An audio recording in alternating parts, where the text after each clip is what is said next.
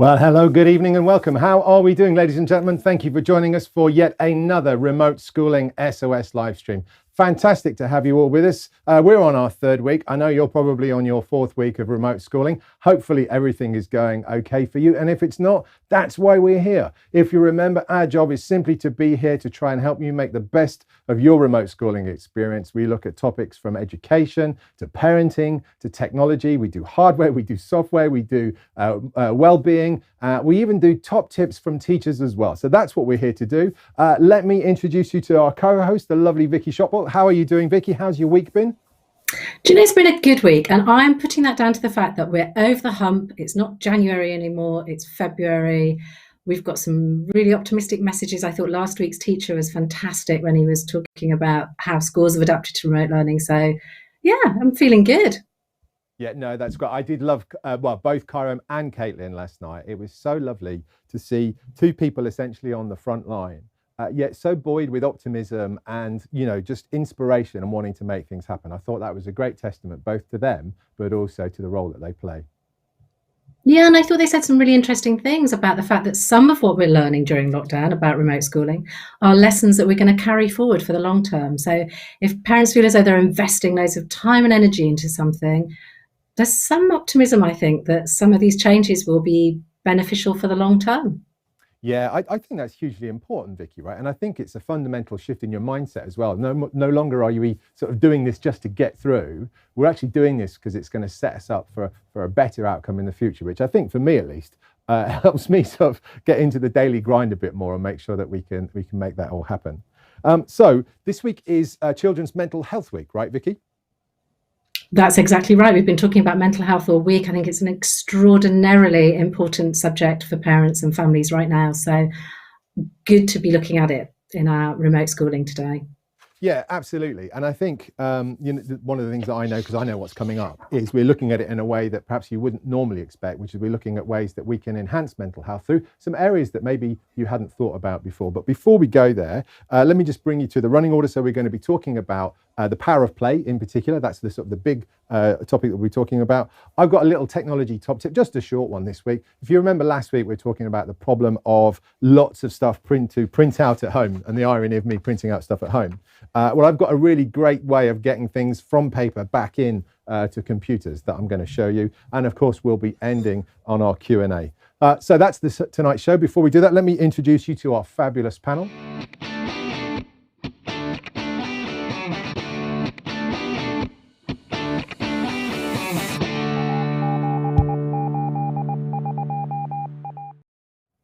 I am so excited about tonight's panel. We have got some fabulous guests who have got some incredible perspective on the power of play. I'm going to start just to the side of me, which is Andy Robertson, known on Twitter as Geek Dad Gamer. Andy, how the devil are you? Hello, not too bad. Happy to be here. Oh, you say that now. Give it about half an hour and we'll see what we can do. And joining Andy tonight is Dr. Amanda Gummer, who is, and I had it here a minute ago and I know I'd forget, the founder of the Good Play Guide. Amanda, thank you so much for joining us. Thanks for having me. I think this is going to be great. We're going to have a lot of fun. So what I'd like you to do, first of all, and I'm going to start with you, Andy, in sort of just briefly, 60 seconds so, give us a little potted history, a background of where you're coming from and the things that you're up to.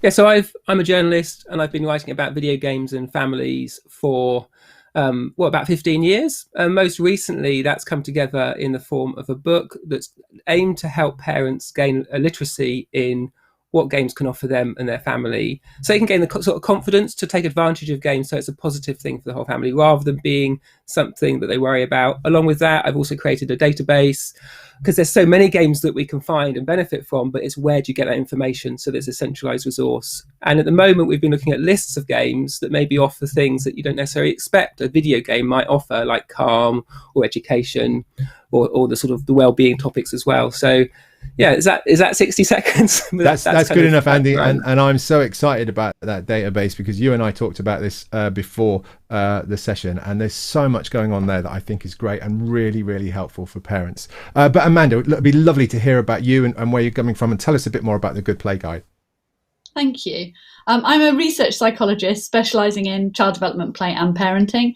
And I run Good Play Guide, which is the website for parents and educators to give them tips on learning through play. So there's the Good Toy Guide there with reviews of toys, the Good App Guide with reviews of apps, and all sorts of advice on toys, play, child development, special needs, parenting, that kind of thing. But there's sort of the day job. But in order to do that is we do research into child development and play for people making things for children and families. So that's me. That's wonderful. Thanks, Amanda. So look, as I mentioned at the start, it's Children's Mental Health Week. And, you know, this week of all years, probably, it's never felt so important for us to do. Started by a charity, The Place to Be, in 2015. And the theme this year is about expressing yourself, which I think is really, really key. There is a website, which is childrensmentalhealthweek.org.uk. We'll put that in the description in the text below. But look, we thought this would be a really good way, and especially, you know, I don't know, you guys must have noticed in the media this week there are a lot of people talking about children's mental health, and without wishing to sort of overdo it, you know, they're talking in a lot of the obvious places about this, but I'd love to talk in some of the overlooked ways that we can support our children's mental health. And Vicky, I mean, I know this is absolutely in your wheelhouse, so it'd be great to get your perspective on this in terms of where you're at, about, you know, why now and why this moment does it become so crucial for us? I mean, mental health, you're absolutely right. It's a topic that's important at any time. And I think it's really important to remember that everybody has mental health, that it isn't, we don't want to problematize mental health. It's something that we all have. It's when mental health is poor that we have an issue that we ought to be worried about. And right now, I mean, we know that 1 in 6 children and young people have a diagnosable mental health problem. That's a really, really high figure, and it's well up on the figure. Even back in 2017, it was 1 in 9. Now it's up to 1 in 6. And we did some research with parents, and around 30% of parents said that they had noticed their children's mental health getting worse during lockdown. So, you know, if ever there was a moment to really focus on what we can do to support good mental health amongst children, now is the moment to be thinking about it. And I guess, you know, one of the things that we talk about, especially in the third lockdown, is the extra strains that are put on our children in ways that we may not always see. Are there signals, Vicky? Are there signs that we could look out for in our children that might be just a cue for us to maybe, you know, engage in a slightly different way or try to get to the bottom of what's going on? There definitely are, and in fact, we built a tool called Ollie, which is all about helping parents respond when they see those signs. Because fundamentally, I think parents do know, they get that feeling, they get that they notice something's not quite right, and encouraging parents to respond and react to that instinct is super, super important. And some of those signs might be things like children aren't sleeping as well as they were, their friendships are breaking up, they're maybe a little bit more withdrawn, you notice behavior changes, they don't enjoy doing the things that they used to enjoy doing. Lots of those little cues that mean that perhaps there's something that you need to investigate a little bit more. And what sort of things should they do if they are worried? What steps can they take? What's the best thing to do? One of the steps that I think parents will have heard so many times that it might actually grate a little bit on them. But one of the things that you need to do is to talk to your child about how they're feeling and make sure that feelings are part of what you explore and offer solutions to those feelings. But one really critical thing that a parent needs to do is to give a child permission to feel a bit sad if they're feeling a bit sad, to say, this is okay and it will pass and I'm going to be here with you for as long as it takes.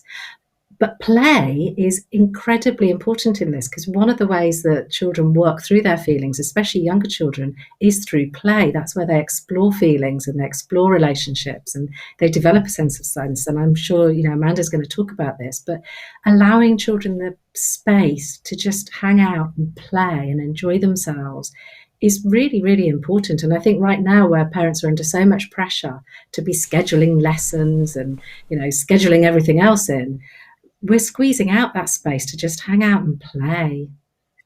Yeah, absolutely. And I think there's another side to it as well, Vicky, isn't there? There's this sort of the social nature of this. And, you know, look, anecdotally, my personal experience has been one of the great benefits of technology, and in particular gaming, and Andy, I want to bring you in here, has been, my son stayed really closely connected to his friends because he games with them. Now look, it's easy, my son's a teenager and so he's in that world, and I get if you've got younger kids that's a bit more difficult. But Andy, talk to us a bit more about the social side of gaming and how that can be really supportive and constructive to helping develop a child's mental sort of health and well-being. Yeah, so many of the modern games these days are online games, which means you're just playing with people not in the same room. But those interactions kind of extend beyond what we might imagine. It's not just all about coordinating who you're going to shoot next or how you're going to win the game. Actually, the communication and the conversations that happen in those games is much like in the playground. And when I stop and listen to my kids playing, I'll hear them talking about, well, how's your day?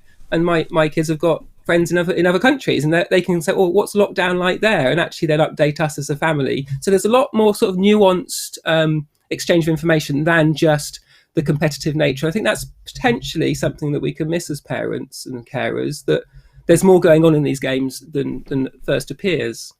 Yeah, it's funny. I had that experience too, Andy, as well, and I was gobsmacked by it. Because what I saw happening was my son was playing a game, but then you listen to the conversation, and the conversation got nothing to do with the game. It was, oh, what did you get in physics? We got the homework done. What did you do about that? Did you see? And it was just, like you say, I think aspect about the playground. Now, I think that's often overlooked by parents, easily overlooked about this, but this ability to be connected socially is really, really super important, and it's almost like the game becomes a catalyst or a platform to enable that to happen.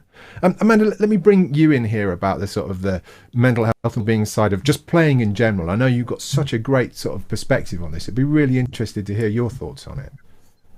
Yeah, I was going to say with the games, kids are not able to socialize in person anymore, so that socialization through the gaming platforms become more important than ever. I think it's so vital that kids are able to keep those friendships, nurture those friendships, and keep that communication going, because they are in lockdown and they're not able to do that in the real world. So I think parents often ask us about the screens and how much time kids should spend on screens, and I think that's been slightly turned on its head somewhat, because screens are an integral part of everyday life, whether it's homeschooling or communicating with the grandparents or anything like that. And I think it's much more about what kids are doing on the screen rather than the fact that there is a screen there at all. So we have a balanced play diet, and we use the analogy of sort of the superfoods of the play diet, which are active, creative, imaginative, free, child-led play. So if kids are doing what they want, maybe they're having a disco with friends, or they're playing a game that they're just it's their imaginations going wild, and they're making the rules, and they're doing that in front of a screen or via a video with their friends, then that's still really good for them. And I think the thing that we want to look at is minimizing the solitary, sedentary, passive stuff, which is the sweets and the treats of the play diet, if you like, which is just that sort of mindless, repetitive game. But even that, everybody needs to zone out every now and again, and there is a lot going on, and sometimes just that bit of downtime can be really vital. So for me, it's less about worrying about the screen time in itself, and more about helping children make sure they've got that balance of different activities that they're doing in their daily life. And obviously you need screen breaks, but I think our attitudes to screens now have changed quite a lot, and I think it's going to be here to stay, and I think we can take some real positives forward from it. I love that, Amanda, and I love that concept of this sort of the balanced diet. And Andy, I guess I wanted to bring this to you in the context of one of the things that I often find myself recommending to parents, and it's typically the parents who see video games as like another universe, right? That's not for me. I don't play games. That's not for me. No, that's just for the kids.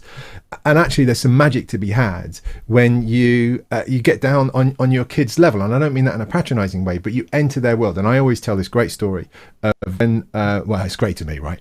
My son was 8 years old, and it was the first time I'd ever seen Minecraft, Andy, right? And I come downstairs, and my son's playing Minecraft, and I'm like, my God, what are you doing? Why are you doing that? And he's like, Dad, you don't understand. I'm like, look, there's two problems with that statement, my friend. Number one, I'm your dad. Of course I understand. Number two, this is my industry, pal, right? You're sitting there playing something that looks like it was made when I was born. Never mind. And you've got like a high definition console. You've got a big screen. What is going on? It's like, you don't understand, Dad. So he said, sit down and play it with me. So I did. And then I got it, because then I saw this amazing world that he's created, you know, and all of the intricacies of the switches and all that sort of, and inevitably he wants to blow it up, right? It's in Minecraft. But it was only when I took a step into his shoes and saw it through his eyes that I was really able to engage with him and talk to him about it. And I think that's a trick that a lot of parents miss. And I think sometimes, and Andy, this is where I would love to hear about your database idea, because I just, people don't know the games that would be appropriate to play, or games that would open up that potential to share something really, really special with their children. Tell us about how the database really starts to deal with that. Yeah, so it's a sort of something I identified as part of writing the Taming Gaming book, was that I was giving this advice that said the most powerful thing you can do in your family is to play games with your children and play games yourself. And often parents and carers would then say to me, that's fine for you because you know loads of games, but for us, where do we go? And I realised there wasn't a centralised place for them to go and look for these games. And so as part of creating the book, we developed this database where you can go and search and find games in a really nuanced way that are suitable for your family. So I can share my screen if you like. Yeah, do that, Andy. That would be great.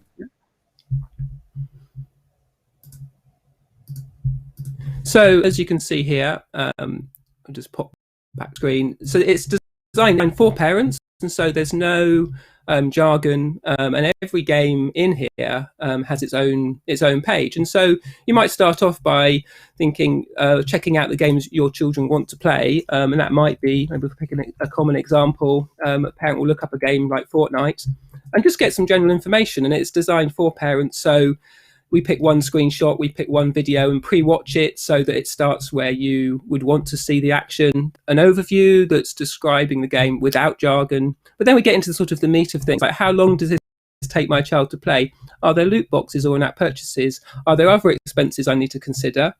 And then, you know, what are the ratings? Like who is this game suitable for? And so by the time you've done that, you've got a good idea of that game. But the sort of interesting part then is if you're thinking this is not a suitable game for your child, at the bottom then there's lots of other games by the PEGI age rating so that you can then choose a different game. So rather than just suggesting, no, you can't play that and that's the end of the conversation, you could pick a more age appropriate game. And of course, if you're looking at an older rated game that a child's playing, if it's a Call of Duty or something, you can go much more back down those ratings.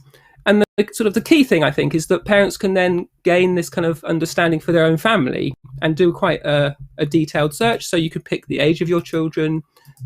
You'd maybe say, I've got a Switch, and maybe you've heard of loot boxes and you don't know what they are. So you can say, actually, I don't want any loot boxes appearing in the suggestions. And actually, I really want games we can play together. So then you do your search and you get a very sort of detailed and tailored games for your family. And the only games here are ones which we've picked because that we suggest.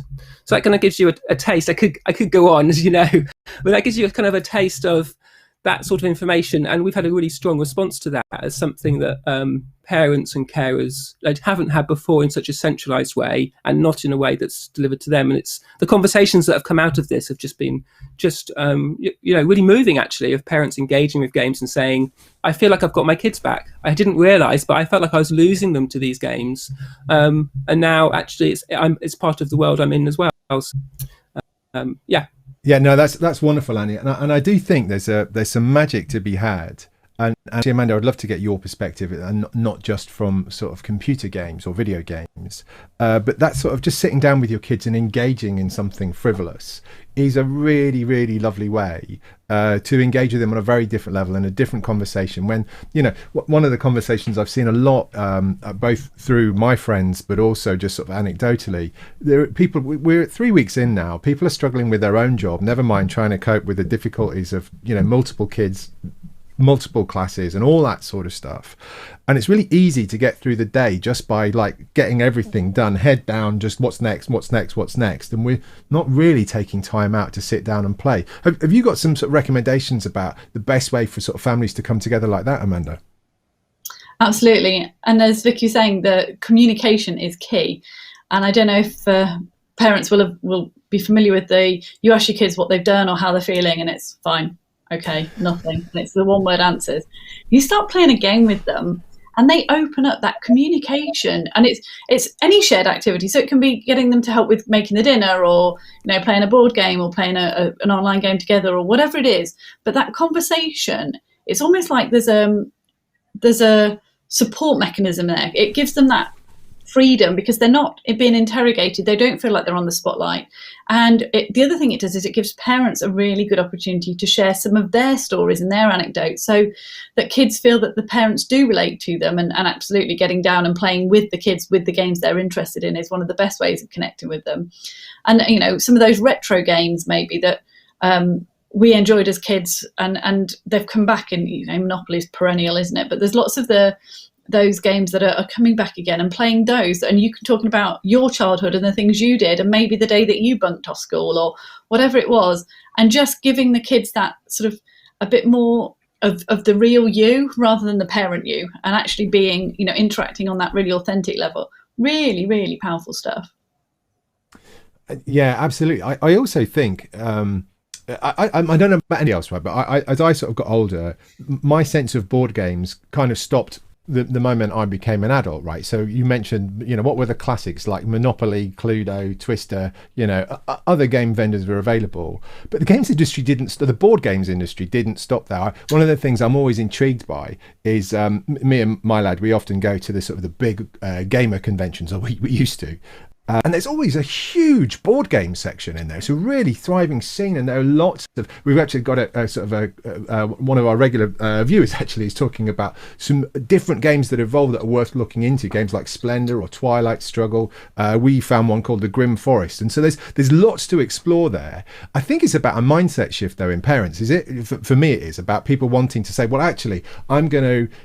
Overtly, purposefully going to go and find something, video game or other, that we're going to try and sit and enjoy as a family, as a group together, to bring ourselves to that level. Is that really what it's about? Is it that mindset change? Absolutely, and it's good for the parents too. I think I love the phrase, "You don't stop playing because you grow old. You grow old because you stop playing." And actually, that playfulness as part of everyday life is great. So yeah, there's loads of games that are. And have had a real resurgence in the last couple of years, and even more so now with lockdown. But yeah, I mean, there's just the board game sort of industry has really rocketed, and there's everything from educational games to help your kids learn the maths and the science and the geography and everything, to your silly, you know, pie face type stuff, to tactical family games where there's strategy or team games. So there really is something for everyone. Go on, Vicky. Sorry, I was just going to jump in there and say, completely agree. My family's turned into a Catan obsessive family playing board games. Mm-hmm. I never win. But I think the important thing is that quite often this idea of playing games with your children, certainly video games, it's been presented in the spirit of supervising what they're doing and knowing what's going on in order to protect them from risk. I think you have to find your game. You have to find what you enjoy doing as a family so that you can approach it as a leisure activity and a bit of fun and a bit of relaxation. Because if you go in thinking, I'm under pressure here to play an online video game with my child in order to keep them safe, the chances are you're going to fail. You have to do it because it's a fun activity to do for the whole family. I say that a lot to the parents. It's about not playing with your kids shouldn't be a chore. And if you hate the dressing up and making a fool of yourself stuff, then leave that to somebody who enjoys it, and do the stuff that you like. And maybe you like the cooking in the kitchen or the arts and craft activity, and somebody else in the family will hate that and be more than happy to play pirates and dress up, and somebody else will be happy to play a board game. And there's actually quite a lot of games now that you're able to play over the internet, so you can play with grandparents or whoever it is that you're not seeing daily. Things like Articulate have gone online, and there's lots of those kind of games where you don't both have to have the same board, and you know, as long as one of you've got it, you can get some of the stuff off online in order to play some of those games, and it's brilliant. I think it's great. But yeah, you shouldn't be a chore. I think it's also, I mean, to your point, Vicky, it's about actively engaging, isn't it? And you know, one of the things, you know, I have a constant dialogue with my lad. And it's more about how we get my wife involved, and there's no sort of gender stereotyping. I mean, we're into a certain type of game, and it's like, it's great, John, but how are we going to get mum into it? What game can we find? We know what mum likes, so let's spend some time and let's go and find something that we can all enjoy as a family.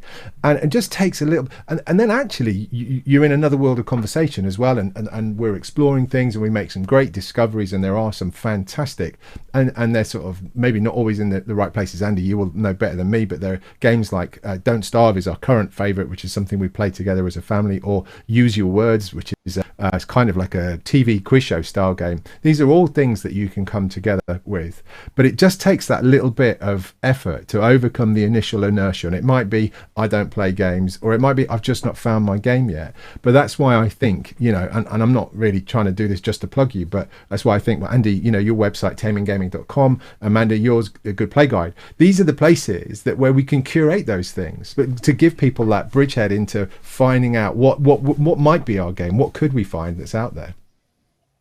Yeah, and I think, one of the blind spots here is it's more difficult to do this in the area of video games because they're kind of new, and because kids love them so much, and because of scary headlines, you can have this sort of separation between parents and kids. And I was just reflecting on what Vicky was saying about, the need to actually engage genuinely.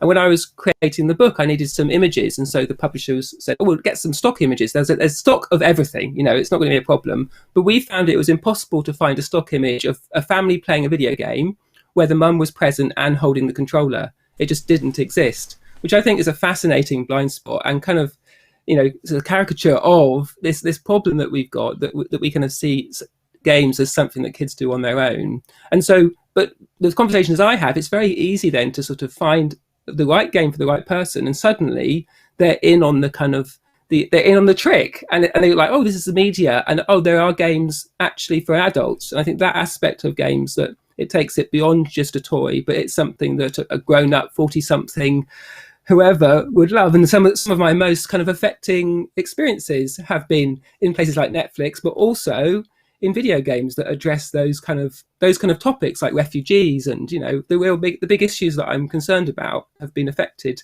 how I look at them from the games I've played. And hearing that at first sounds like that's ridiculous, aren't all games about shooting? But as you move into that space, suddenly it can be transformed, and that's really powerful in a family. You also said something in there that, Andy, that Vicky will smile at this, that I really want to pull out of this, is it's really easy for us to fall into the cliche of gaming's bad, and look, that's not to say that there isn't challenges and problems around parenting and gaming, and I know that, and we've been through, I'm sure many families have been through the Fortnite sort of phase of trying to get people's attention. It's really hard and it's difficult, and you see different problems, but we do that at the expense of overlooking the huge opportunity for good that gaming, just like any other media, just like any other storytelling narrative, can bring to all of our lives. And I think if we can do a little bit just to help people be a bit more confident, and again through both your resources, I think are really lovely ways of doing that, to help parents have the confidence to explore the positive side rather than simply to be put off by the overstatement of the negative side. Vicky, do you think I'm being naively optimistic there rather than pragmatically optimistic? I think you're still just nudging the right side of pragmatically optimistic. The only thing I would say is that one of the characteristics of good play, and I defer to a far greater expert than me, but one of the characteristics is it's self-directive, and it's imaginative, and you're kind of in control of your play environment. And I do think there is something about video games, particularly, that they are curating the play environment quite often. And I think that's something that parents ought to be aware of, that playing a video game has different characteristics to giving a child the dressing up box and saying, go and imagine exactly what you want to imagine with that playing box. And I don't know, Andy, I may be applying my own prejudice to video games, but I do think that there are some characteristics that are quite different to freestyle play that we might see offline. Sorry, Dave, that's not pragmatically optimistic. But I think that's a good point. But that's part of making sort of careful decisions about the sorts of games that our kids play. And certainly there are some games which are very directed, and often those are the most commercially successful because they iterate this over and over again, and it's repetitive. And that doesn't sort of branch out in the same ways. It has loads of benefits, but they're a certain sort. But there are loads of games that do offer that very open play and invite children to do things and to engage in ways that they wouldn't necessarily imagine, that the developer wouldn't have imagined when they create it. And there's this kind of emergent play. And those games then are often then developed with the children. The Roblox games are a good example, where someone will have an idea of a game, they'll create it, the kids will play like in the playground, and someone will be like, oh, wouldn't it be great if the floor was lava, or wouldn't it be great if we could fly? And then the games evolve. And so I think that there are many experiences, but it's finding where those are. And I think you do need either someone or another family or someone else who's been through this process to help you, or, you know, resources like we're talking about now can really connect you with the right sorts. And it's making those detailed decisions rather than just seeing games as a blanket, as a one thing. So look, that's great. I'm just, go on, Amanda. I was just going to say, we did some research pre-pandemic with connected toys. So you have the apps and then you have the physical toy. So things like Beasts of Balance. And it was grandparents and children playing.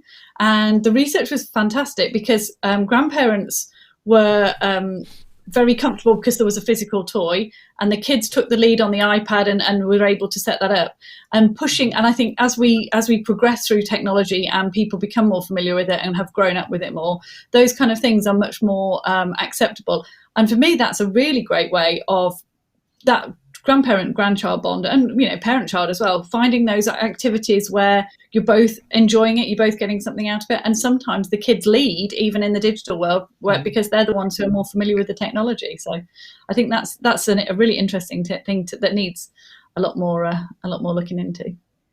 Yeah, absolutely. Look, I'm going to move us on. We're going to move into the technology top tips. But before we do, for those of you watching at home, it would be great either on the live chat or if you're watching this on catch up in the comments below. We'd love to know what your favourite game is. Could be video game, could be board game. We don't care.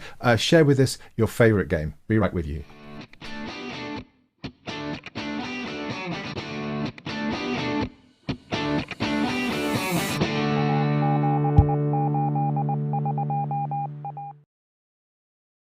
Okay, so I'm slightly nervous about this. This is the technology top tip part of the show, and for the first time ever, Nikki, I haven't told you that, Vicky, I haven't told you this, we're going to do a live demo, which is always slightly problematic, so we'll see how it goes. So you remember last week we were talking about the issues of lots of printouts of schoolwork, and then how do we get that back into the computer so we can get it back to school? Now, basically, you've got three choices. Number one, you can scan it if you've got a scanner. Now, the problem with scanners is they are probably next to printers. They're one down, Vicky, from printers, right? So remember, we've got Wi-Fi and routers, then we've got printers, then we've got scanners, right, in terms of the order of technology hell. And scanners are interesting. They're all different, and they all have different interfaces, so I can't really show you that. So that's number one. Number two is we can use an app on the phone, and that's the one I'm going to talk to you about. And the third is you can simply take a photo. What I wanted to do today is I wanted to show you my favorite free app, which is designed specifically for you to get paperwork, into your schoolwork, whether it's Teams or Google, doesn't matter. So with all of the magic of technology at our fingertips, if I am correct, what we're about to see. Excellent. It looks like it's working. So this is an iPhone. It's my iPhone. This also works on Android. So it doesn't really matter what device you've got. And it's an application that's called Microsoft Lens. Now, before you start worrying about the Microsoft bit, number one, it's free. Number two, it works on an Android device. It also works on iOS. So if you've got an Android tablet, you've got an Android phone, it works. If you've got an iPhone or an iPad, it works. If your school is using Microsoft Teams, it works. If your school is using Google Classroom, it still works, right? So it's a great, great app. And I just want to quickly show you how it works. So I'm just going to spark up the app on my phone. I'm going to go back. Excuse me, I was halfway through importing some stuff. I should have done this a bit more thoughtfully. So let me start from the beginning. Right, so here we go. And this is actually brilliantly, this is some real maths homework. So I was trying to help my lad out with his maths homework. You know what it's like, Dad, can you help me with your maths? And like, well, give me 10 minutes because I've got to work it out first before I do it. So all I'm doing is I'm holding my phone over the homework. I'm going to take a picture. I can crop it so it all looks good. So confirm that. There's actually 2 pages. I was committed, right? So there's quadratic equations, all sorts of stuff going on here. I'm going to add another page to that. There we go. And again, you can see just behind me, all I'm doing is I'm cropping the image, because what we really want for this paperwork is for it to be legible. Even my handwriting needs to be legible for the teacher. So there I go. I've got my homework captured. I can confirm that. And then what we do is I go to send it on. I can add some filters. So again, this is designed for documents, right? I'm not just taking a photo here. I can add filters to accentuate the black and white. Look how much more legible that is. I can go to the other photo and do the same there. I don't need to crop it, excuse me, cancel that. Filters, black and white. And then brilliantly, the thing I love about this software is once I'm done, I can share it in any number of different ways. So I can create a PDF. I can put it in my OneNote or my Teams classroom if that's what I'm using at my school. I can even save it to my Google Drive or my Google Classroom. So it is a free app. It is a simple and really efficient way of getting reams of, here is some more real school homework that John was doing the other night. So pages and pages and pages of the stuff, but it's really easy to get back into the school so the teachers can read it, they can mark it, and they can do it well. It's a free app. It's called Microsoft Lens. You'll find it on the Google Play Store. You'll also find it in the Apple App Store. And I really recommend, if this is the bane of your life, remote schooling, getting the paperwork back in to the computer, then it's well worth checking out.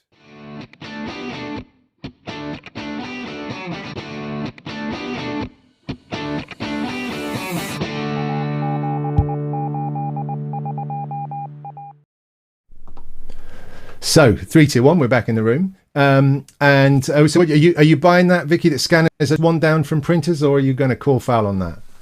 Do you know, I think that's the bravest thing I've ever seen. Doing a live demo is probably the bravest thing I've ever seen. But no, my scanner is in my printer. So, you know, they are it's all part of the package. Hellish thing. Okay. I see where your pain is. Actually, I was thinking of you when I decided to do the demo, because I thought the worst case, if it all goes wrong, not only will it make Vicky smile, it will also prove that, you know, even someone like me has problems with the technology. Yeah, I think for me, you've just doubled down on the pain, putting a scanner and a printer together. But that was an amazing app. That was fantastic. I love it to bits. Yeah, I love it to bits, and I wish more people knew about it. I think bizarrely what puts people off is they see it used to be called Office Lens, and so people think, well, I don't use Office, Microsoft Office, and actually I think they've just renamed it. They renamed it on the 1st of February to Microsoft Lens, which I'm not sure makes it any better. But for people to realise that it's free and that it's specifically designed to get two things digitized. One is paperwork and the other is whiteboards. So it's also great if you're collaborating at work as well. And I wish more parents and more teachers knew about it as a great way to do it. Anyway, we're into the final stretch. We're into the Q&A section. So don't forget, if you've got any questions for us, you can submit on the live chat, or also to our email address, which is info@parentzone.org.uk. First question is from Mariam in London. And again, we talked about this earlier, this absolute classic challenge of how do we manage the time of our full-time jobs and then maybe multiple kids doing different things for different years. So I can only manage an hour a day of proper teaching with my child due to my working, etc. How can I use that time most effectively? Vicky, what's your thoughts on that? I have two quick thoughts on that. The first one, a slightly geeky piece of research by a guy called Charles Desforges, who looked at parents supporting their child's education. And what he found, and it was a really strong finding, was the most important thing that you can do with that hour is spend it to help your child have the right environment to work in. So, use it to make sure they've got a comfy desk and that they know what their plan is for the day, and do the parenting stuff, not the education stuff. The second part is to say, figure out what would be most useful to do in that hour. Don't feel bad about the fact that you've only got an hour. If it's the most useful thing you can do, Dad, is help me get all of that paperwork scanned and sent into Google Classroom, spend the hour doing that. Or if it's, I really hate maths, I just need help from you, Dad, with my maths, spend the hour doing that. And remember, I think one of the things that parents worry about is that they do have to try and be teachers. So they have to check their child's work and they have to make sure that it's right. In actual fact, teachers will be expecting kids to do it on their own and will be perfectly happy to do corrections and teach back, because that's what teachers do. So give yourself a break and do whatever's most useful in the hour. It comes back to what we talked about on the first show about being good enough, doesn't it? 100%. Yeah. Amanda? Yeah, I was going to say this is such a common parental dilemma, especially if you're trying to work from home and juggle 2 or 3 children who are all trying to access remote learning. I've actually got a call for the government to remove the curriculum from primary schools, the constraints of the curriculum from primary schools, so that parents can be a bit more flexible. Because if the teachers are saying you have to do this maths and this science, and the parents will feel under pressure to do it. And actually, if we release the teachers, they're able to better meet the needs of the children. And my call is to do more project-based learning. So find things that the kids are in and let them do a lot of self-directed learning. So let them go and explore and research and read a book on and do the self-directed learning and the project-based stuff. And you can be there to support them with that. And that's where you can get some of the maths and the language and the literacy and the science into those projects. But if you're doing something that the children are enjoying, they will be more motivated. They will do it more without supervision. So you're able to concentrate.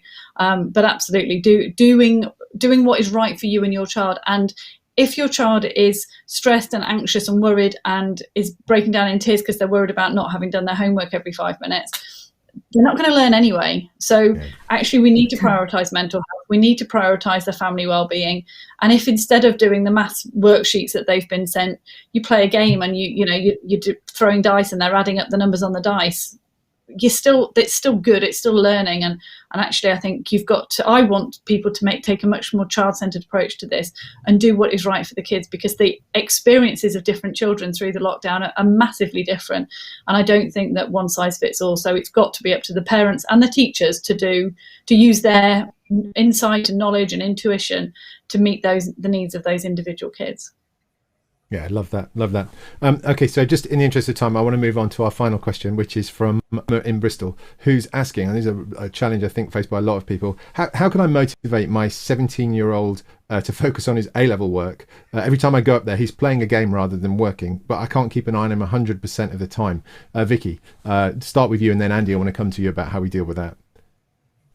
I think this is a really tough one, because I think it is a lot to ask. I mean, what a parent does is try and teach their child how to self-regulate and plan and be relatively independent. But the top and the bottom of it is a big, big ask for a child to stay focused. A 17-year-old, just because they're doing their A-levels, they still need your support. So I think popping in with them, setting in regular moments when you say, how much progress have you made? Come away, have a cup of tea with me, talk about what you've been doing. Helping them use tools that might, turn off notifications or put a control on the PlayStation so it's not there blinking at him in the corner saying, play with me, play with me. I think you have to be actively involved in helping them stay on track. And actually, I'm thinking about this for people that work with us, including myself. I need a bit of structure in my day, and I need somebody to say to me, I know you've just completed something really hard. Do you want me to have a read of it and give you some feedback? So I think you have to work with him and offer lots and lots of support if he's working through A-levels. Andy, any specific advice on sort of how you manage that? I guess I was going to say problem gaming, and I don't mean that at all. I mean just that sort of desire for people just to want to. It's much more interesting for me to be gaming right now than doing this stuff. It's procrastination. That's the word I'm looking for. Any tips on that? Yeah, I think it's kind of helping the child or young adult really interpret their own behaviour, and so part of that is spending some time, talking to them about it. But I'd love to see you play. Like, what is it you're playing? So you get a proper understanding of that. And then I think what Vicky said about helping them structure the day, and that can be something I've done with my kids, is to look at what how long, when do you want to play, and when don't you want to play, but then putting some things in place that are automated, and modern consoles let you do that in a really nuanced way. So not only the time of day is different weekend to week, but you can actually specify particular games that you can and can't play, but helping them use that as a point of conversation rather than a point of control, so that they can have ownership of it. So it's not then you coming in as kind of a helicopter parent and checking that they've done it. But also helping them, like maybe finding other games to play. Like if they've got a game that's always distracting them, don't play that game because you're going to end up playing it for an hour or whatever. If you're going to play something at lunch, then let's find something that's short and is going to contribute to how you feel about it, and helping them interpret those emotions. Like, kids know once they've done that, they're like, oh, why did I do that? I should have got on with the work. And it's helping them interpret that and actually take action. So I think that's it's something which we can make a big difference in. No, I love that. I love that. Okay, look, ladies and gentlemen, it just is left for me just to say thank you to Amanda. So great for you to give some time. And Andy, really, really love what you're doing. So looking forward to your book as well. I think that's a great opportunity. So thanks, Andy and Amanda. Thank you. Right, so all that's left, I'm just going to give you a little teaser as to what's coming up next. Vicky, you got any thoughts for next week? Anything on your front of mind? Well, we're doing something that sounds a bit dry, and you're the pragmatic optimist, but we do have to give some tips on how to stay safe on the internet. How do you make all this tech really safe and really suitable for your kids? So I think that's what we're talking about next week, isn't it? It certainly is. And I've got some things. There are some peripherals. Look, check me out. Of course. Some deep joy. So I've got some things that actually, and these are tried and tested in the Coplin household, let me tell you, that I think just add a little bit of an edge to remote schooling, things that can make your life just a little bit easier. So we've got those to come. Thanks so much. And then I've just got a couple of more messages for you.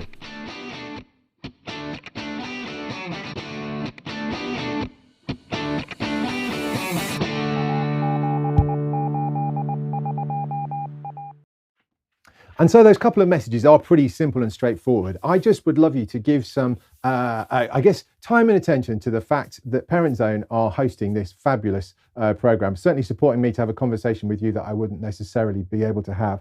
And they do such amazing work. And in particular, they have a fabulous YouTube channel. So if you're not already subscribed, I would love you to subscribe to the YouTube channel. Give us a like if you've enjoyed the content. If you haven't enjoyed the content, let us know. We can do better. Don't forget, Facebook do some amazing things. We talked about loot boxes earlier. The guys at Parent Zone did a fantastic video talking all about loot boxes, helping you to understand the implication of loot boxes as a parent, why they're a problem, what you can do about it, how you can manage it, all that sort of stuff. They're on Facebook, they're on Twitter, on Instagram too. Really get involved and get engaged. So glad that you could join us this week. It's been wonderful to have you with us on this whole journey. Don't forget, any questions on any aspect of remote schooling, that's what we're here for. You can send them to the email address info@parentzone.org.uk. We will see you again next week. Thank you so much for joining us. Thank you.